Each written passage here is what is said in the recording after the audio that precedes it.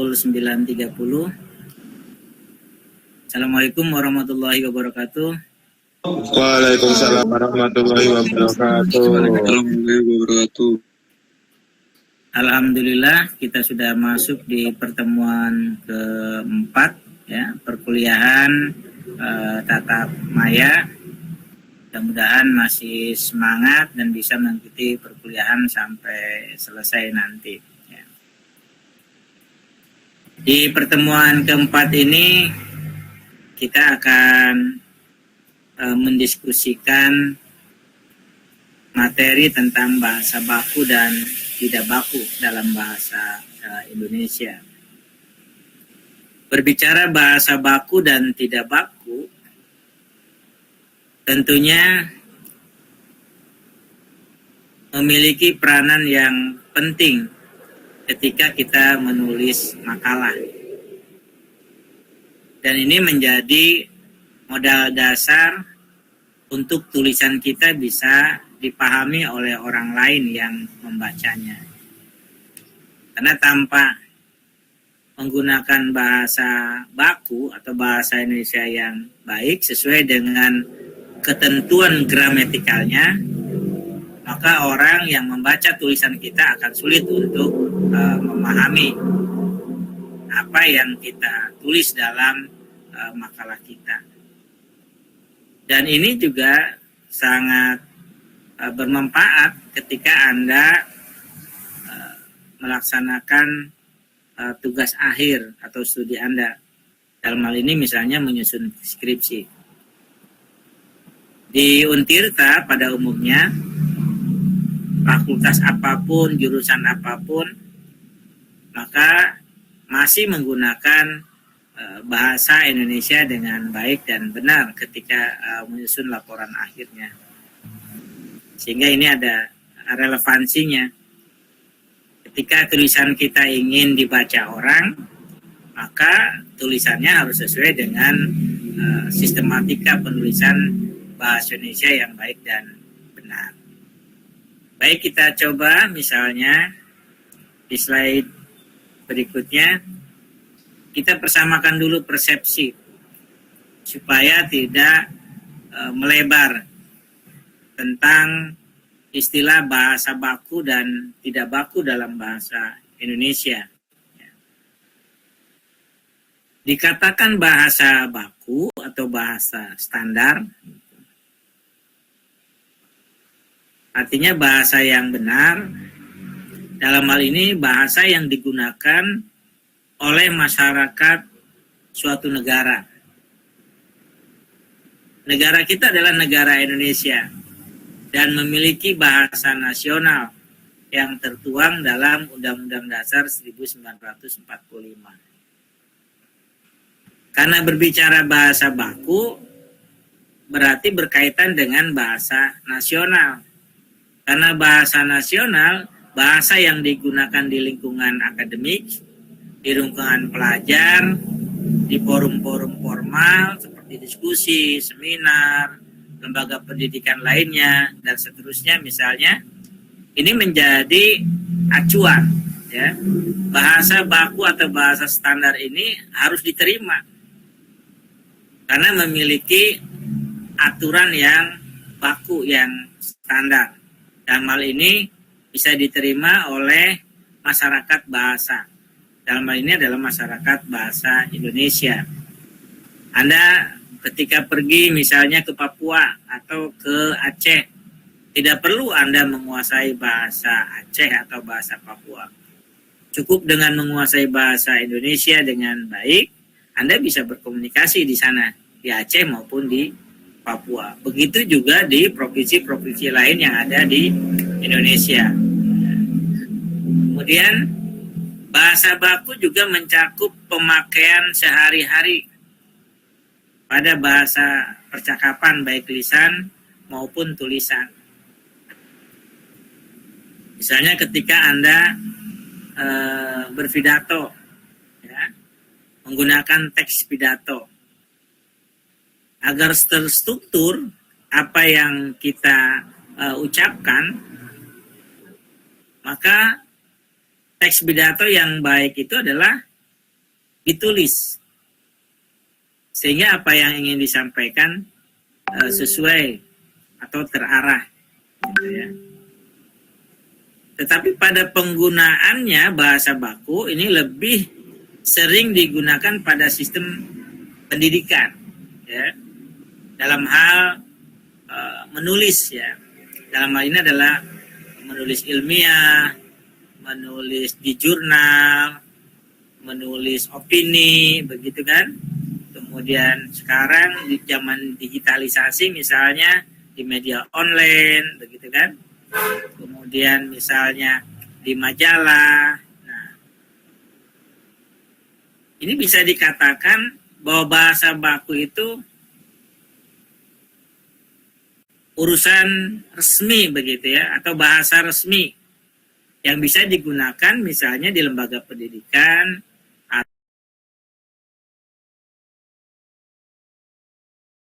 pasca sarjana misalnya. Kan karena Anda hanya sifatnya mendengar, tidak melihat, dan tidak secara gramatikal, sehingga Anda ikut-ikutan melihat di spanduk tulisannya dipisah, sehingga Anda ikut-ikutan menulis dipisah. Idul, kemudian Fitri. Padahal bahasa bakunya adalah disatukan. Idul Fitri, pasca sarjana, pasca panen, dan seterusnya. Jadi Anda harus bisa membedakan mana yang dipisah, mana yang disatukan. Termasuk pada kata daripada. Kata daripada itu disatukan, bukan terpisah. Antar kota itu disatukan. Ya. Kemudian jadwal, ini juga sudah Bapak sampaikan. Anda sering melihat di tulisan tuh biasanya di masjid atau di musola atau di majelis taklim, penulisan kata jadwal sering menggunakan huruf U dibandingkan dengan W.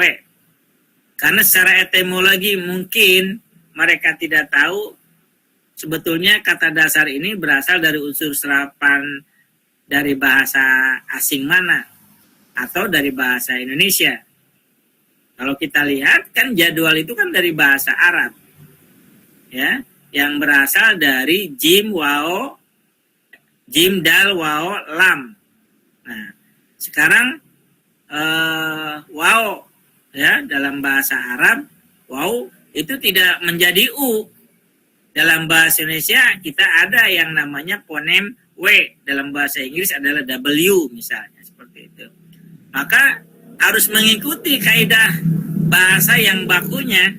Selama masih ada padanan katanya dalam bahasa Indonesia, maka penulisannya harus mengikuti dengan gramatikal bahasa Indonesia. Jadi tidak jadwal, tapi dari bahasa Sangsakerta, dari bahasa Belanda, dari bahasa Portugis, semuanya menyesuaikan, gitu ya. Kecuali dengan bahasa Mandarin, dengan bahasa Jepang, Korea, karena beda alfabetisnya, begitu ya.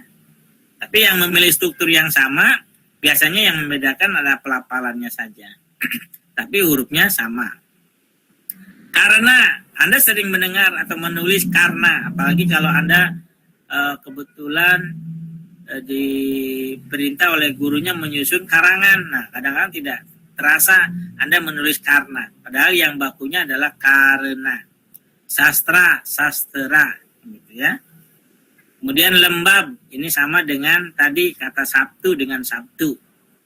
Lembab dengan lembab. Nah, ini juga pengaruh dari bahasa pertama. Dalam hal ini adalah bahasa Sunda. Kemudian kata makhluk dengan makhluk. Ingat, minggu yang lalu sudah Bapak sampaikan, dalam bahasa Indonesia, konsonan rangkap itu hanya ada 4. AH, SY, NY, dan NG. Selain itu, masuk kepada konsonan yang tidak baku. Ya, misalnya Anda melihat tulisan CH, kemudian ada lagi DH, ada lagi TJ misalnya, ya, Hairul misalnya, Hairil, CH. Nah, tidak ada sekarang karena itu sudah masuk ke ejaan yang lama, gitu ya.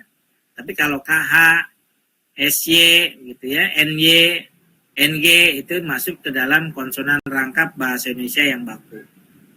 Nah, begitu juga pada kata napas, kata nasihat, kata objek, kata provinsi. Anda sering melihat dalam bahasa tulis menggunakan pada kata napas, menggunakan pada kata nasihat, begitu kan? Kemudian kata objek menggunakan y pada kata beberapa tulisan objek wisata misalnya. Anda sering lihat itu kan di spanduk atau di beberapa template begitu. Atau Anda menulis kata provinsi dengan menggunakan P atau F. Ini juga sering Anda temukan. Ini baru contoh dalam bentuk kata. Dalam hal ini adalah kata dasar. Ya. Bagaimana Pak kalau yang dua kata misalnya, ya, baik yang sama-sama kata dasar atau katanya yang sudah mendapat imbuhan, misalnya sama-sama kata dasar, tanggung jawab, kemudian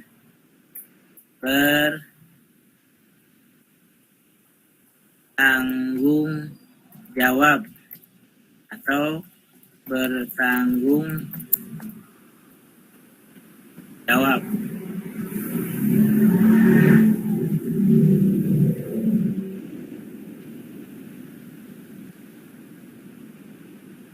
Nah, misalnya ini.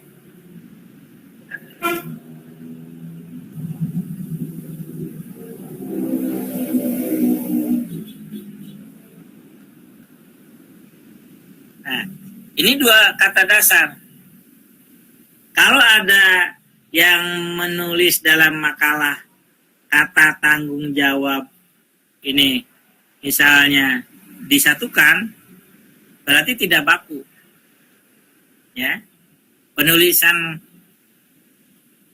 dua kata dasar ini salah apabila penulisannya disatukan. Nah, tapi ketika misalnya mendapat imbuhan bertanggung jawab, mana yang benar? Yang nomor 2 atau nomor 3? 2, Pak. Ya. Nomor 2. Ini kalau 3 misalnya. Kan kalau dalam makalah kata-katanya mungkin saja seperti ini. Ya. Jadi kalau dua kata dasar ya, yang belum mendapat imbuhan, baik awalan, akhiran, sisipan maupun gabungan, maka penulisan kata dasarnya dipisah seperti ini. Tanggung jawab. Ya. Tetapi ketika misalnya hanya satu saja dari dua kata dasar ini mendapat imbuhan, maka bentuknya bukan yang disatukan seperti ini, bertanggung jawab. Tapi yang benar adalah bertanggung jawab, dipisah ininya. Karena yang imbuhan bernya hanya melekat pada kata tanggung. Nah, ini salah satu contoh yang sederhana ketika dua kata dasar digabungkan dengan imbuhan, maka penulisannya pun harus mengikuti struktur kaidahnya. Ini salah satu contoh saja.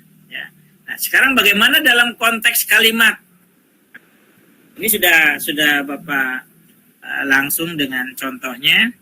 Yang satu kalimat baku, yang satu kalimat tidak baku. Nah, sekarang Bapak minta berikan penjelasan kenapa yang ini baku, yang ini tidak baku. Mana kesalahan dari kalimat yang tidak bakunya? Ya, silakan. Ada yang mau mencoba?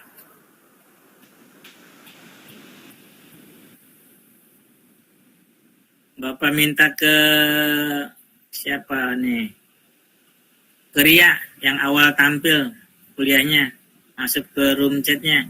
Ke room Google Meet. Ya, silakan. Minta mau yang nomor 1, nomor 2, atau nomor 3 kalimatnya?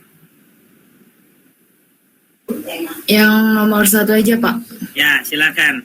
Kakak mengontrak rumah di desa. Jelaskan kenapa kalimat tidak bakunya seperti itu. Jelaskan dengan mana kalimat gramatikalnya. Yang pertama kan kata bakunya kakak mengontrak di desa.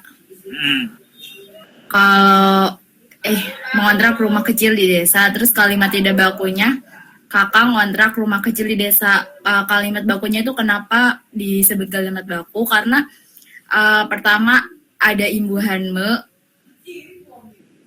terus pas tulisan rumah kecil di desanya itu dinya itu kan di kan kata imbuhan, terus dinya itu di spasi gitu Pak. Kemungkinan. Terima kasih Pak. Baik. Itu ya, hanya dengan nih coba nanti. Ilman. Ilman Nafian. Ya Pak. Silakan. Mau melanjutkan Ria atau pilih kalimat nomor 2 dengan nomor 3. Berikan penjelasannya. Kenapa tidak bakunya? Sebutkan yang membuat kalimat itu tidak baku. Boleh melanjutkan nggak Pak? Boleh. Ya. Itu kan kalimat bakunya kakak mengontrak rumah kecil di desa. Itu kenapa jadi baku? Karena itu ada kata depannya Pak. Di kata mengontrak itu ada kata depannya. Sedangkan di tidak baku tidak ada kata depannya Pak. Mana kata depannya mana? Ini yang mengontrak ada me-nya Pak. Oh, me itu kata depan atau imbuhan? Imbuhan Pak. Baik, nah ini perlu kita luruskan ya. Irman sudah semester 6. Semester 6, semester 2 ya yang ini. Rapi Ahmad. Silakan Rapi. Mau melanjutkan? Yang nomor atau 2 mau Pak. pilih nomor 2, nomor 3 ya, silakan. Apa tadi hitungannya? Ya.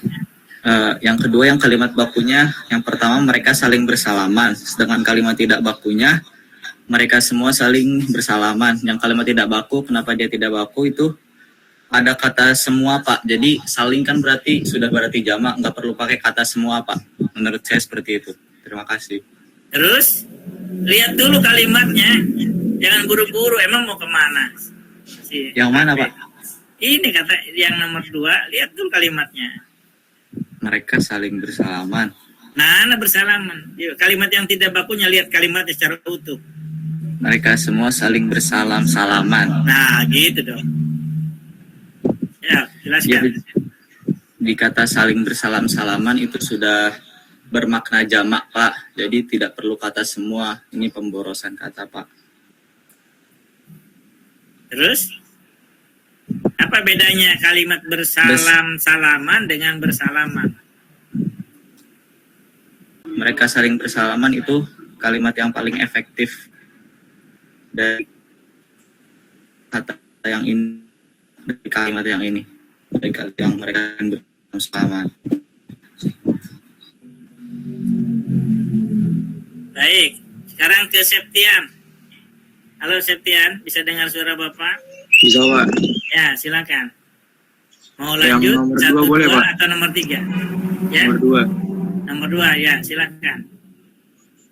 Nomor 2 itu kan ada kata mereka sama semua. Itu bermakna jamak, Pak. Jadi mereka aja cukup, Pak. Mereka Terus? saling bersalam-salaman. Jadi gak usah tambahan semua. Kalimat yang ujungnya saling bersalam-salaman. Kenapa jadi bersalaman? Tidak saling bersalam-salaman. Menjadi saling bersalaman, tidak menjadi saling bersalam-salaman. Itu tuh maknanya sama aja kan, Pak? Ya? Cuman kalau tidak baku tuh ada tambahan semuanya. Jadi ngejamak aja gitu. Coba lihat lagi kalimatnya. Dah. Silakan. Kalimat bakunya mereka saling bersalaman. Kalimat tidak bakunya mereka semua saling bersalam-salaman.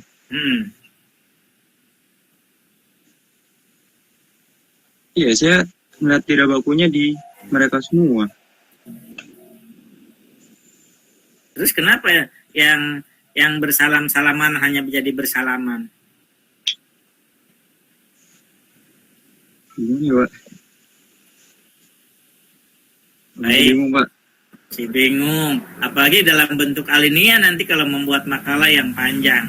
Kalimatnya terdiri dari beberapa kalimat, Anda uraikan harus jelas, begitu kan?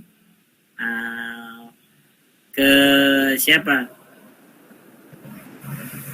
Ke Ivan aja deh. Ivan Pauji.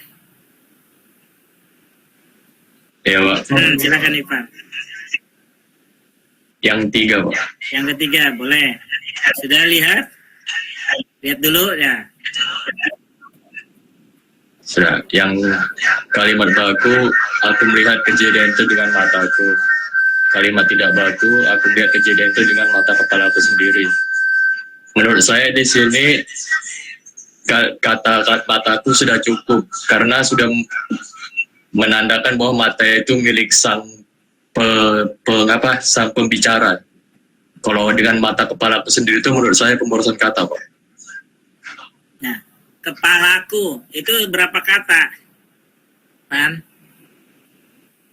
Kepalaku itu satu kata, Pak.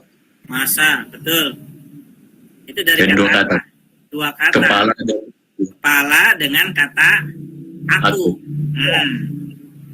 Nah, letak ketidakbakuannya pada kalimat nomor 3 di mana? letak itu, Pak, di mataku dan mata kepalaku sendiri. Ya. Mataku dengan mata kepalaku sendiri. Baik, Bapak minta yang lain, silakan. Baik, nomor 1 tadi masih ada beberapa yang kurang tepat. Nomor 2 juga sama. Nomor 3 sudah benar. Bapak minta ke ini baru mana ini 10 orang yang lagi belum masuk. Nanti Reza kirim ke Bapak tuh 10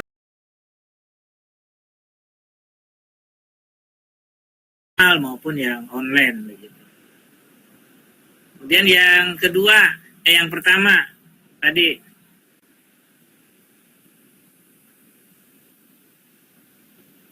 kalimatnya disederhanakan. Itu tergantung pada konteks kalimatnya. Anda bisa memperdalam nih buku yang ini nih, Bapak perlihatkan.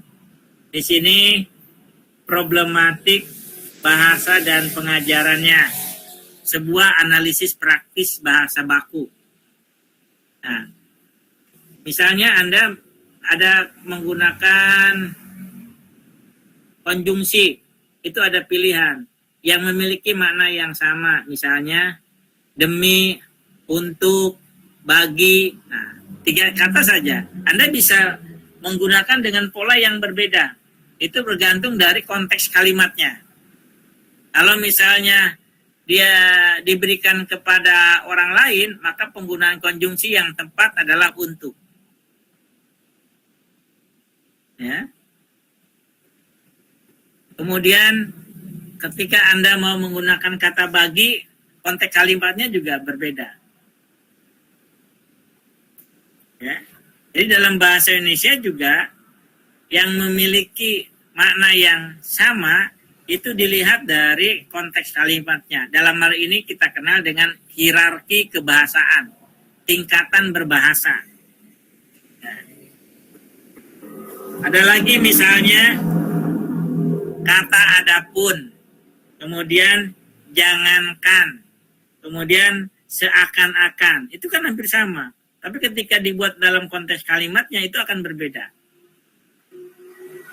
Begitu. Ya, seperti pada kalimat tadi yang ketiga. Pada kalimat aku melihat kejadian itu dengan mata kepalaku sendiri. Ya, kemudian disederhanakan menjadi kalimat baku, aku melihat kejadian itu dengan mataku.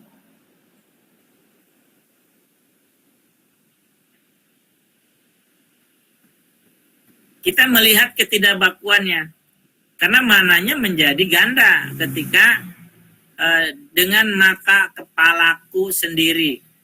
Di sana sudah ada namanya klitika, partikel ku, yang berasal dari kata aku.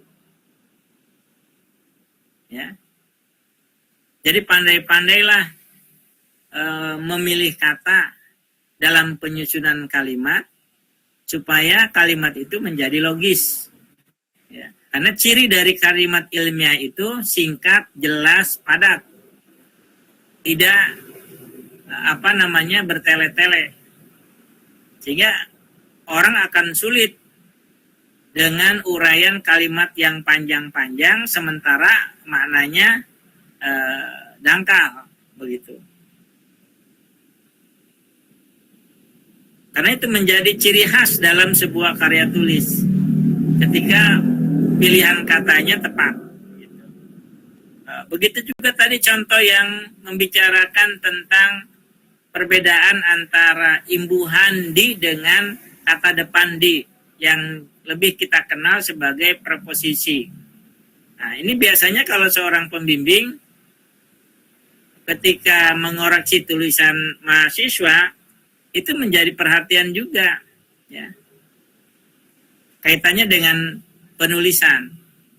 Kalau dia sebagai preposisi, sebagai kata depan, D-nya harus dipisah karena menunjukkan tempat.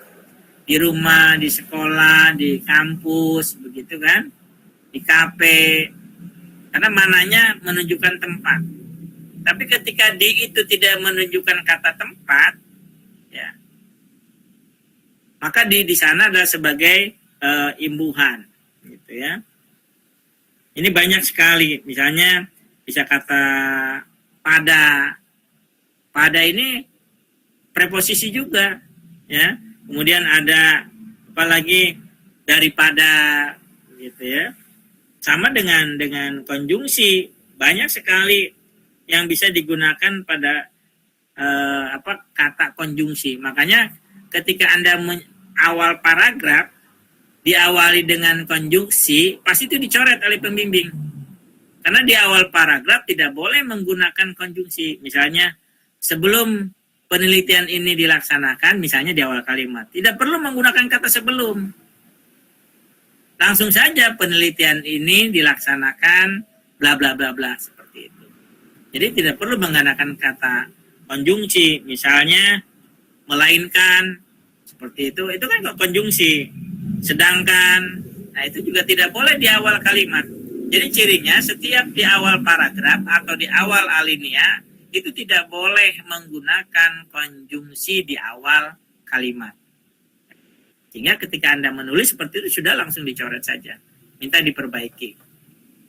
Karena di awal kalimat itu selalu menggunakan subjek dalam bentuk kata dasar, subjek dalam bentuk frase, atau dalam bentuk idiom kalau dalam bahasa Inggris gitu ya. Baik, itu saja. Kita sudah lewat 3 menit. Kita cukupkan saja. Ya. Tidak ada pertanyaan lagi kan? Cukup? Jelas? Jadi Bapak sarankan silakan untuk memperdalam materi ini, kemudian Anda mencoba mengaplikasikannya dengan menganalisis beberapa pembawa atau reporter dan lain sebagainya, pembawa berita di TVRI, di TV-TV swasta. Anda simak dengan benar, dengan memahami teori ini Anda akan mudah, ya, apa yang dikatakan atau yang ditulis orang-orang lain benar dan tidaknya. Dengan pengetahuan ini setidaknya Anda sudah punya gambaran bahwa ketika Anda menulis tidak asal menulis, begitu ya. Ada ketentuannya tentang susunan kalimat yang seharusnya. Terima kasih yang sudah berpartisipasi pada pertemuan yang keempat ini. Bapak ingatkan sekali lagi untuk kelompok 1 minggu depan sudah mulai presentasi dan dipersiapkan, dipelajari langkah-langkah dan sistematika penulisan makalahnya dan penyusunan PowerPoint-nya, sehingga Anda ketika diskusi sudah siap memahami dan menguasai materi yang akan dibahas. Terima kasih, kita ketemu minggu depan. Ya, mudah-mudahan selalu diberikan kesehatan sehingga bisa mengikuti perkuliahan sampai akhir semester ini. Terima kasih, kita akhiri dengan bersama-sama membaca hamdalah. Alhamdulillahirabbil alamin. Assalamualaikum warahmatullahi wabarakatuh. Pak, Ya, sama-sama. itu kosong.